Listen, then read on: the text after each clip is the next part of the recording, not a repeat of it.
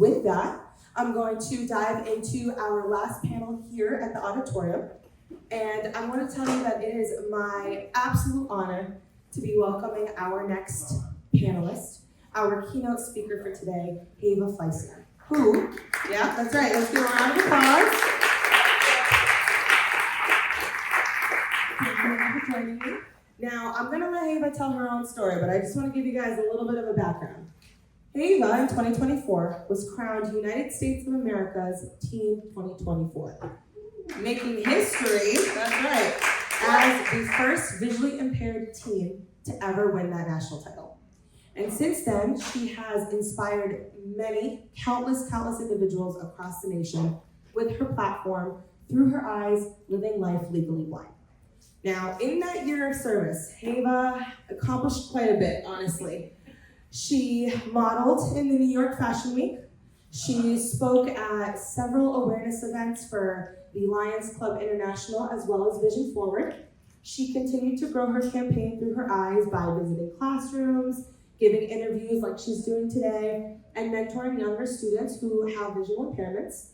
She also has helped to collect over 500 pairs of eyeglasses for the Lions Club. And if that's not enough for you, she has performed the national anthem at many various community and sporting events. So she's got a voice too, on top of it all.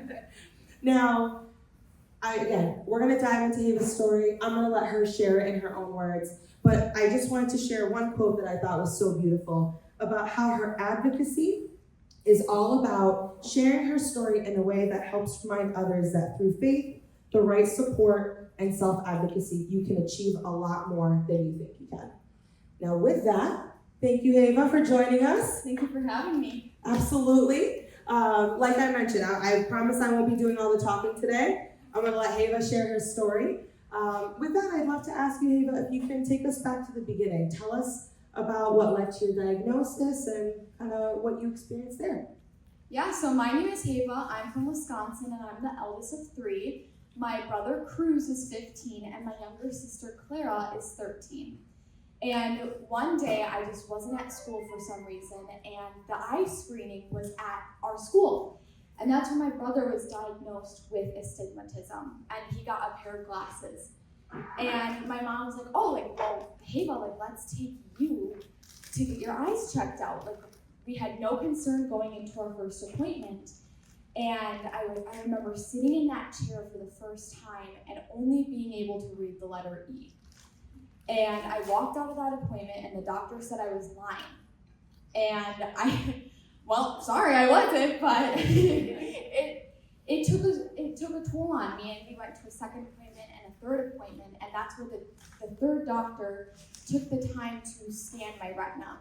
And she came back into the room and told my mom, she said, there is something wrong with your retina, and it might be a brain tumor, because we had a history of my aunt who passed away from a brain tumor. And that's when we got sent up to Madison, Wisconsin, and I had to do genetic testing, and that's where I was diagnosed with Stargardt's macular degeneration disease, and that's where my two younger siblings were also diagnosed about 2 weeks later. And I just remember going to school the next day after I was diagnosed, and my mom looked at me and she said, well, what do you want to tell your friends? What happened with your eyes yesterday? And I said, nothing's wrong with my eyes, and so I don't need to tell them anything. And I think that's the first moment that I realized that something was different with me. And when I'm 9 years old, you don't really understand what that is. And so being 9 years old, I told my mom, I don't understand what's wrong with me, and I don't want to go to school. And so I stayed home that day, dancing in the living room, and then my fish died, which was just not very nice. But so yeah, that's where my vision story started. You know, that what you mentioned about being told you were lying, unfortunately, very common theme across many of us, so I'm sure we all relate here. Now, can you take us back to the early days after your diagnosis, kind of, those first few weeks? What do you remember thinking and feeling kind of as you were trying to process the news? I didn't really understand what Stargardt's meant for me personally, so that's when we took a trip up to Milwaukee, Wisconsin, to Vision Forward, and I got a bunch of tools that were gonna help me, like magnifiers and glasses and bigger print notebooks so I would be able to take notes. And so I went to school 2 weeks later with all my new tools, and I honestly was kind of excited. But that's when my teacher was like, well, we need to tell your friends and your classmates why you need these in the school environment. And I was like, no, like do not tell my classmates. And she's like, hey, but we have to, because they need to understand. And I said, well, you can tell them, but I'm sitting outside. I am not sitting in the classroom, and you are telling my classmates these things. And that's when I remember sitting in the hallway drawing pictures of eyes. And I loved playing basketball. That was my main sport when I was little, and it really started to affect me with basketball as well. And that's when I really, really started to feel excluded and not being a part of like the groups in school, and it was just hard. I mean, my coach went up to my mom, she was like, she's having a hard time catching the ball. And that's where when the girls started to get really mean. And I had a lot of bullying throughout my entire elementary and my middle school journey, and that's when I became very quiet about my visual impairment. And I was very embarrassed to talk about it, and I would rather sit in piles of missing homework than talk about my visual impairment to my teachers and my friends and being understood. I didn't want anyone to know. Absolutely. And you already touched on it too, some of the challenges you were facing in the classroom, but can you dive a little deeper about, how this impacted your relationships with friends and your classmates? And tell us a little bit more about that. I remember getting one of my first magnifying tools. It was a huge camera that I could project onto the board, and it would connect to my MacBook. And that's when it really, really started to get bad. I got that in probably 7th grade. And I would carry this cart around because it was so heavy I couldn't carry it. And that's when the boys would start to lock my wheels, and they would call me Mario Kart, and they would push me around in the hallways. And I really started to shut down. And I wouldn't bring any magnifiers. I wouldn't bring anything to help me. I wouldn't even change the font on my phone to be bigger because I just wanted to fit in. I wanted to be quote unquote normal. I just wanted to sit in a classroom and be able to look at the board, but realistically that was never going to happen. And I think that's something that just never settled with me in middle school, was that my vision would affect me so much, and I just did not understand that. Absolutely, especially as a young girl, it's hard to process that sometimes, no matter what age you're at, but especially at such a young age. Now, Ava, you mentioned you're the oldest of 3, and your 2 younger siblings both have the same vision condition that you do.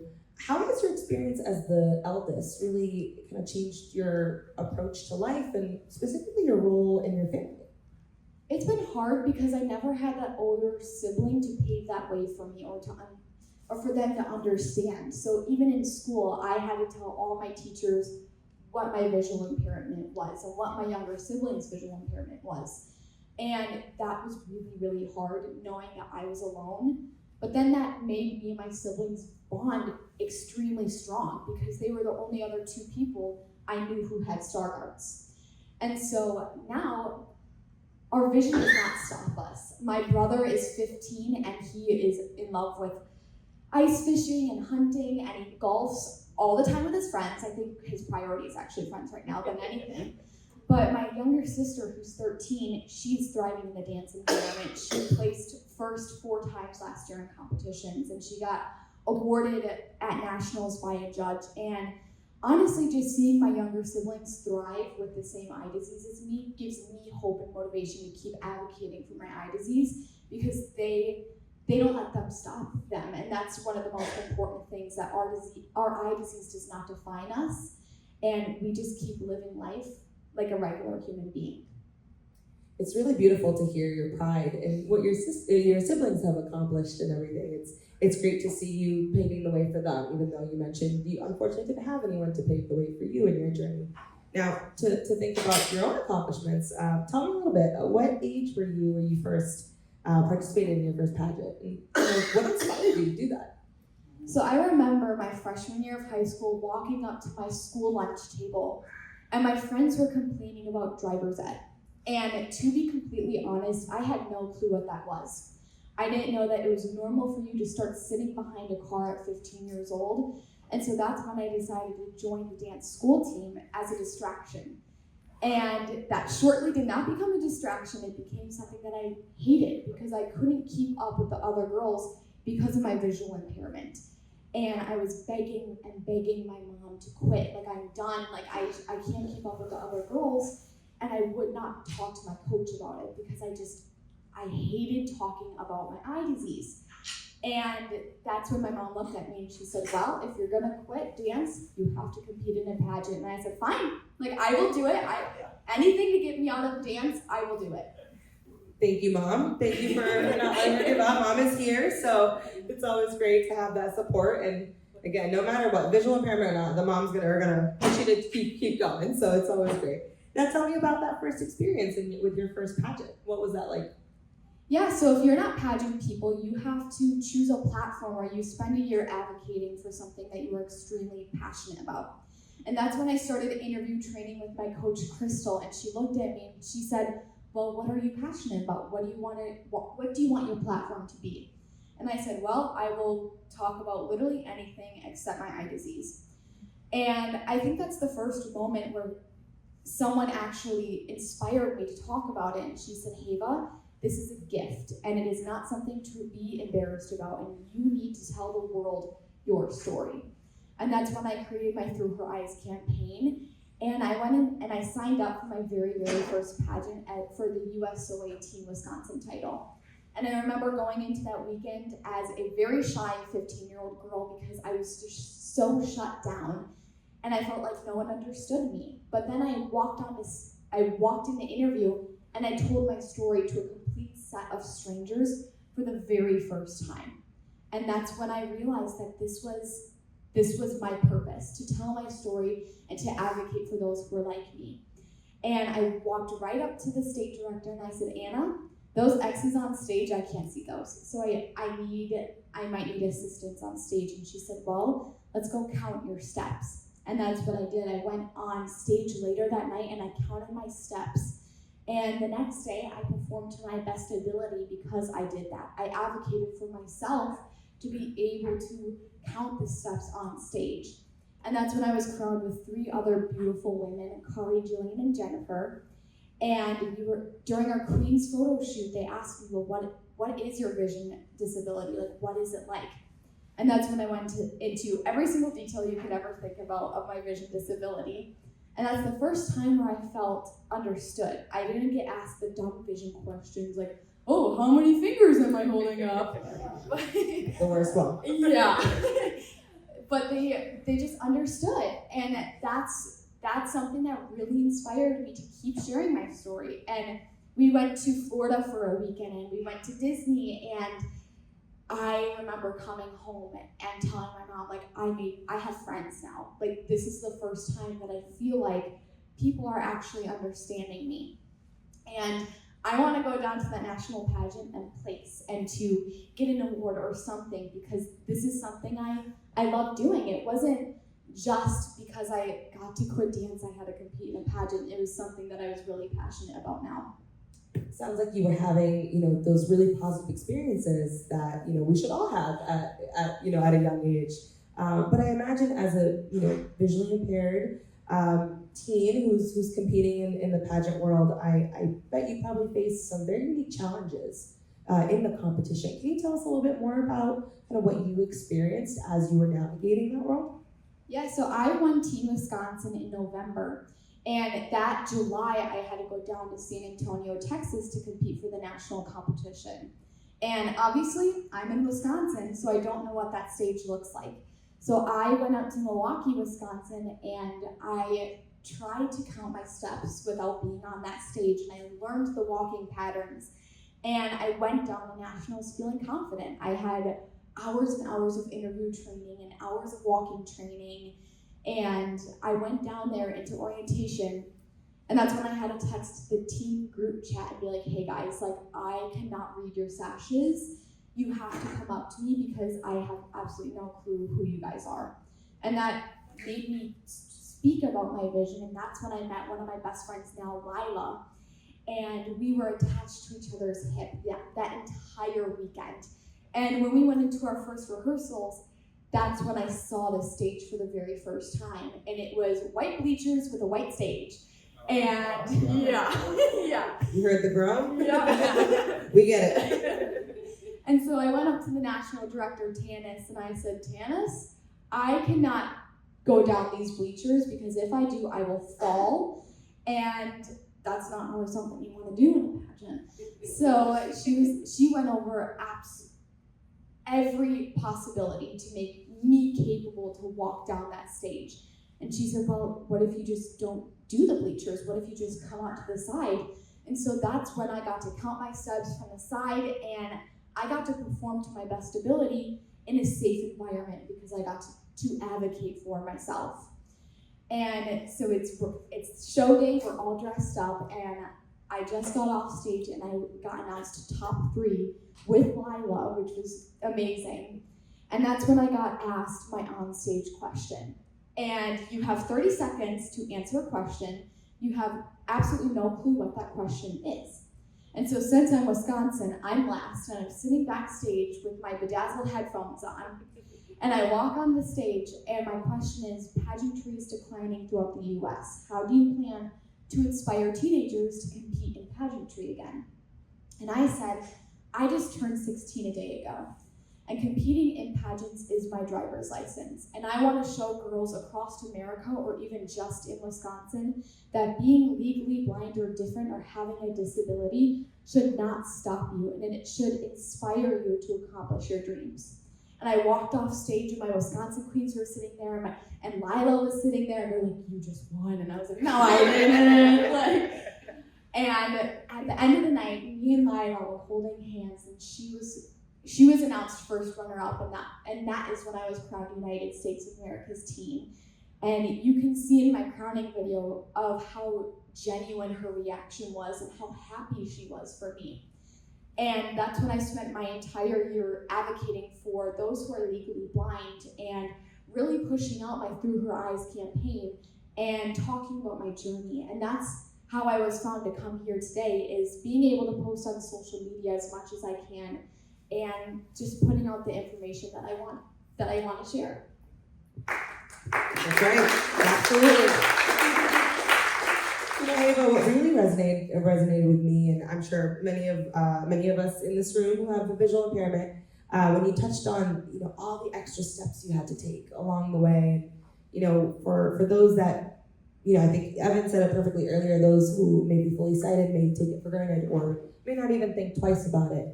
So kind of thank you for sharing those extra steps you took and pushing through and everything with us. That's really great. And you mentioned Through Her Eyes. You kind of shared with us a little bit earlier as well about how that was the platform you chose for your pageant. Can you tell us a little bit more about Through Her Eyes? What inspired you to do that, and what are you doing with it today? So obviously, Through Her Eyes isn't just something I'm passionate about. It's what I have to live with every single day, and being able to advocate with it with speeches and on social media and in classrooms is what is most important to me. But not only that, what is important to me is when people come up to me and tell me how much my story has inspired them. After I gave up my national title, and I actually got to crown Lila, which was pretty cool, but I walked into the lobby and there was a handful of women that came up to me and said, your story inspired me to compete in this pageant. Your story inspired my daughter to play soccer, to go in gymnastics. Your story inspired da-da-da-da-da. And that's the true purpose behind Through Her Eyes, is being able to inspire everyone to accomplish their dreams, no matter vision loss, no matter any disability, or just a difference in general. Being able to share my story and have it inspire so many people is what truly motivates me to keep sharing my story. Absolutely. And navigating these challenges in the pageant world, it takes a lot of courage. You talked about having to go up to the national director and say I need help and I need to do these extra things. You shared a lot about your advocacy and kind of everything you had to do to make sure you accomplished what you needed to. Now, how has taking those steps in your pageant world helped you kind of, in advocacy and helped you overcome some of the challenges in your day-to-day? How have you elevated through some of those challenges? Pageantry has given me the confidence to talk about my eye disease. And to be honest, ages 9 through 15, I was just surviving and I was not thriving. And being able to confidently talk about my eye disease has given me just the best opportunities. I can confidently go up to a teacher and say, hey, I cannot do this anymore, I need help. Or, I got my first job at a coffee shop, which I just would never think would have happened. College was on the table when it wasn't my freshman year. And just being able to confidently share my story is something that is just so inspiring. And especially seeing my younger siblings look up to me, and we talk about it all the time now. We're no longer just like sitting in the corners and not being able to talk about it because it's embarrassing. It's not, and it's just the gift that God gave me to talk about my eye disease is just amazing. Incredible feeling of freedom or relief to be able to share that. That's really beautiful to hear. Now, this event is all about, as the name suggests, what's next in your journey through vision loss. Our goal for today is thinking through what we can do moving forward and how we can continue to grow as individuals living with a visual impairment. So tell me, what's next for you? What's coming up in your future? What are you most excited about? Yeah, so I'm a senior in high school, so I'm looking into colleges, and I'm prioritizing going to a Christian college to study public relations with a minor in political science. I'm competing in the Miss Wisconsin's Teen Opportunity next June to continue sharing my story and hopefully go to Miss America, but we'll see. And most importantly, I'm coming out with a children's book called The Letter E.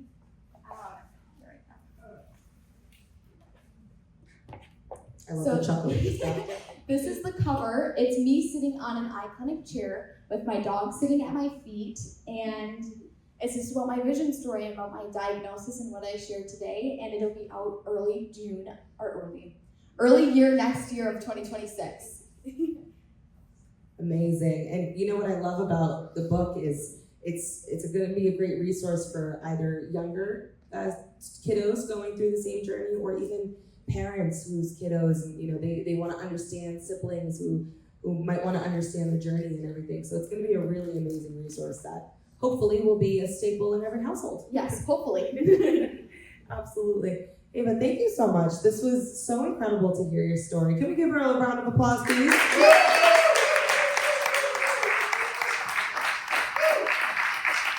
I really think what you shared today resonated with many of us in the audience.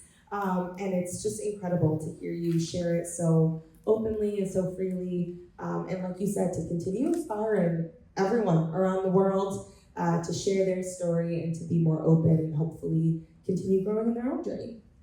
With that, I'd love to turn it over to our Q&A session. I'm sure we're gonna have several questions. Amber, whenever you're ready. Here I am again.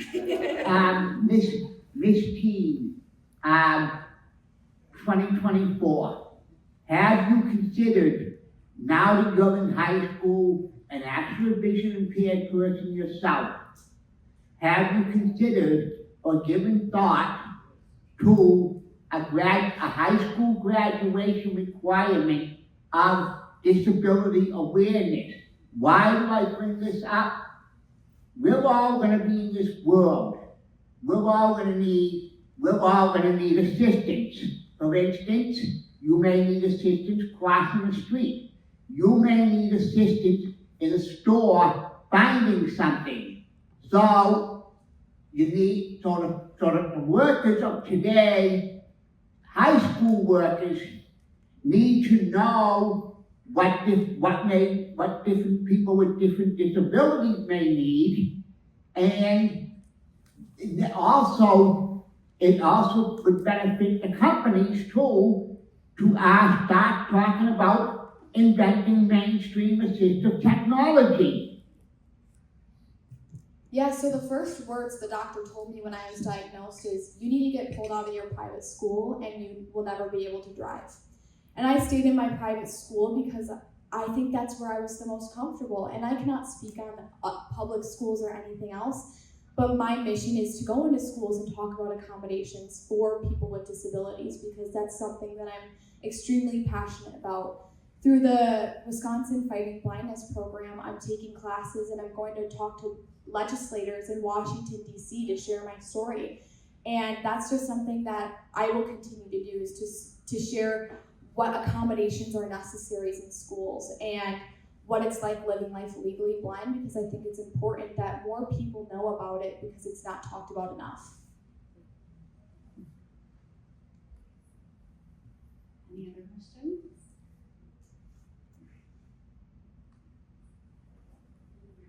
Okay. Oh, wait, one more.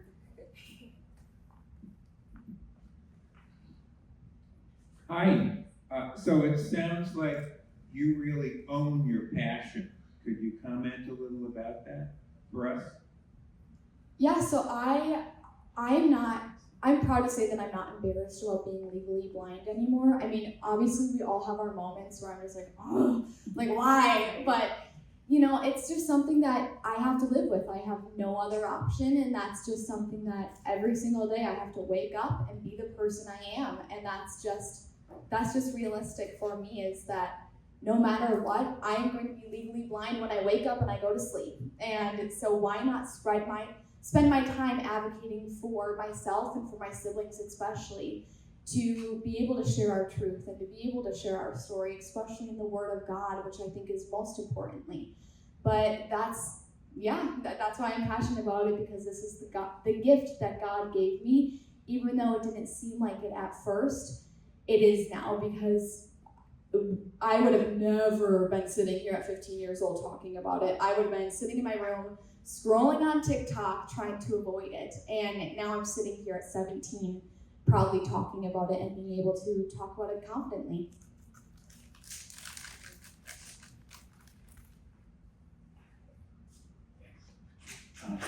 Ava, thank you very much for sharing your story. And for those of us that, full disclosure, I have RP, so I am visually impaired and pretty much blind at this point. When I came here to the Carroll Center over 20 years ago for an independent living program, one of my roommates had Stargardt's, and that's the first time I've ever met anybody with Stargardt's. You've talked a lot about it, but can you describe for us a little bit how you explain Stargardt's to somebody? Yeah, so I cannot see through my central vision. It is very, very blurry. So I navigate and I kind of look through my peripheral vision, and that's why I can't make eye contact with most people. Even though through my peripheral vision it's more clear than my central vision, I still can't see details. So I can see that you're in the audience and there's brown and blonde hair, but I can't see if you're wearing makeup or what color lipstick you have on. And so that's what it's like living life with Stargardt's. But I know my brother sees differently, and my sister also does as well. My brother has astigmatism as well, so he has lower vision than I do. And so he navigates the world differently, and so does my little sister. And Stargardt's is just such a spectrum, just like every other eye disease. And that's what we just have to remember, is that even though me and my siblings all have Stargardt's, we all see completely differently. And especially my brother is really, really colorblind. When he comes out of his room, I'm like, ooh, turn around. But yeah, so we all see differently, even though we all have Stargardt's. Thanks. I think that was it. Amazing. And you know, that's to kind of touch on what you were saying too, and I think we had a guest in the audience from MCB kind of share a similar sentiment. You can have 3 siblings from the same family, and probably if you look at the genetics of it all, share, you know, almost the same background, but they see differently. And I think that's what's so important, and what we as a visually impaired community will always try to remind the rest of the world, that we're all unique and we're all different in our own journeys, but that, you know, we may have some shared experiences, but that we're all kind of trying to figure it out every step of the way. And I think we heard that theme with almost every single panelist that was on stage today. But with that, Hava, I just want to thank you for flying here from Wisconsin and being here with us today to share your story. We're so happy to have had you with us. And for those that are in the audience, Hava will be here for that last, for our last session, our mix and mingling session. And I'm sure we'd love to connect with anyone who'd like to kind of ask more questions or just say hello. Awesome. We'll do one final applause for Maida.